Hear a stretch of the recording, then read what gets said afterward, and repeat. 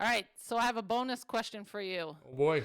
I want to know about these locusts that come out of the pit who are like horses and also have crowns like gold on their head and faces like a man and hair like a woman's hair and teeth like lion teeth with breastplates of iron and the sound of chariots in their wings.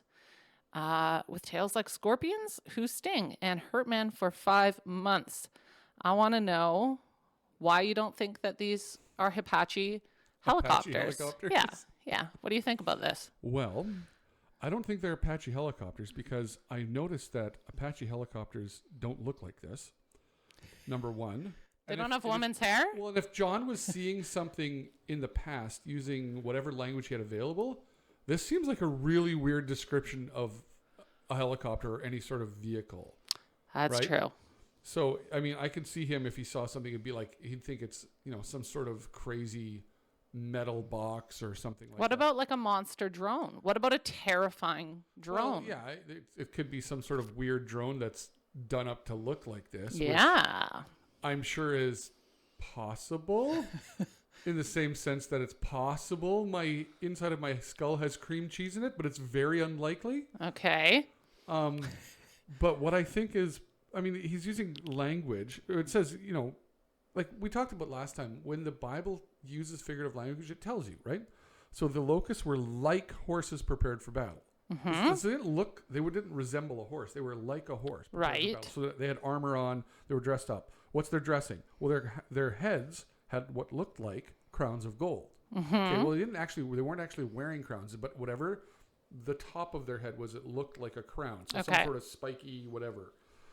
And, they had, their faces were like human faces. So they weren't human faces, but they looked like Which is very terrifying. Maybe the most terrifying part of the whole thing. But what that probably means is they had like 2 eyes and a nose. Like they didn't look like a spider with 8 eyes or something like that. Okay, right? I gotcha. And then they had woman's hair, which in 2024, I know where people are going to go with that, but they were not trans. And trans helicopters? Yes. Okay. Well, TransLink BC. There's lots of different trans options we have. But they had hair like woman's hair, which probably means they were alluring. Okay. Right, like deceptive. Okay. Right, in the sense of they didn't look dangerous. I mean, I'm not saying that women are negative, Oh. nothing like that, right? Okay, that's interesting. But they didn't look dangerous. Yeah, but then they got these lion teeth, though. But then they have lion teeth. Well, that's the thing. That's a juxtaposition. It's pretty the hair scary. And the teeth, right? Okay. And so the teeth are destructive, and they're and then their breastplates like breastplates of iron. So they had some sort of armor on them, and the noise of their wings was like the noise of many chariots and horses, or with horses rushing into battle. Mm-hmm. They have tails and stings like scorpions, right? Doesn't mean they had a scorpion tail, but their sting was like a scorpion. Well, in what way? It tells us. And they had the power to hurt people for 5 months in their tails.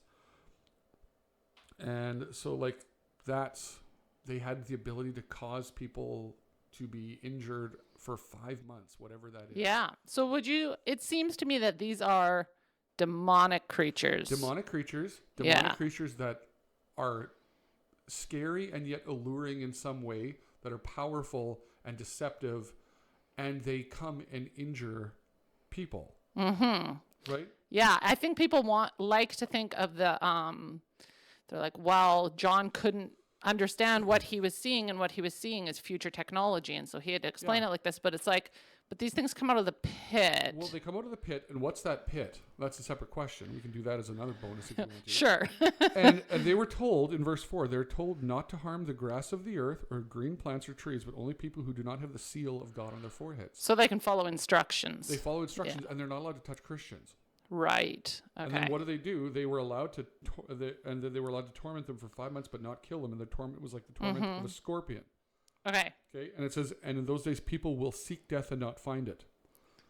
Now, Yeah. if you want to really go off the reserve, whatever this is, right? These creatures come out. They're able to cause people whatever torment to the point where they want to die, but it says they will seek death and not find it. They will be unable to die. Yeah, that's really crazy. What does that sound like to you? Think about that for a second. Sounds like your eternal state. Think of a way. pop culture phenomenon that's everywhere. Pop culture? Yeah. Zombies? Yes. And I don't think it's going to be a zombie plague. Okay. But what I think is our current fascination with zombies is what is zombies is essentially a form of humanity that's undead. Right. And it's a form of humanity that is not really human. They walk around and they're kind of, but the thing is also, it's okay to kill them because they're zombies. There's a very strong attack on the image of God in the zombie lore that you see the zombie shows. And people are just massacring tens of thousands of zombies, and that's not a problem. There's zombies. Right. That's one genre I just can't do. I But can't do the zombies. You think of ideologically, what's that? Where does that play? Spiritual warfare is all about ideas.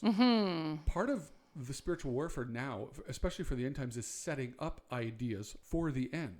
Right. Why? That makes sense. Why?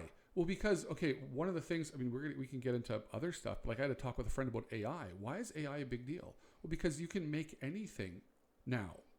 So what's that doing? It's teaching people not to trust their eyes.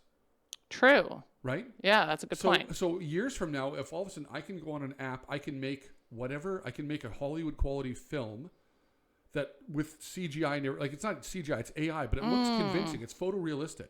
Right. 5-10 years from now, that's going to be possible easily. Right.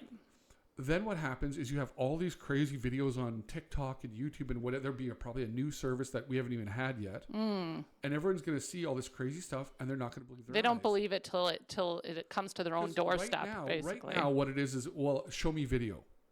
Right.